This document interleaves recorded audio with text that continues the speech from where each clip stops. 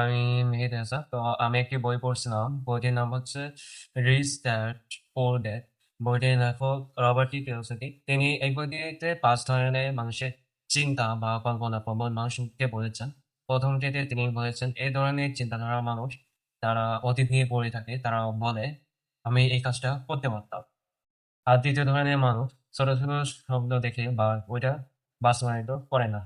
আর আর তৃতীয় ধরনের মানুষ তারা স্বপ্ন দেখে এবং সেটা বাস্তবায়ন করে, কিন্তু যেখানে তারা বাস্তবায়িত হয় তার পরবর্তীতে তারা আগে না বা তারা আগাতে চেষ্টা করে না, তারা সেই অবস্থানকেই সফলতা মনে করে।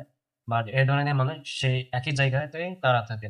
চতুর্থ রকম ভাবে যারা চিন্তা ভাবনা করে তারা বড় স্বপ্ন দেখে কিন্তু কাজ শুরু করে না, তারা শুধু সুযোগের অপেক্ষায় থাকে। এবং পঞ্চম যারা থাকে তারা বড় স্বপ্ন দেখে এবং পরিকল্পনা করে এবং সেটা বাস্তবায়িত করে। তো আপনি কোন ধরনের স্বপ্ন নষ্ট হতে চান বা আপনি কোন ধরনের চিন্তা করতে চান সে সম্পর্কে অবশ্যই কমেন্টে লেখেন। সো আজ এতটুকু।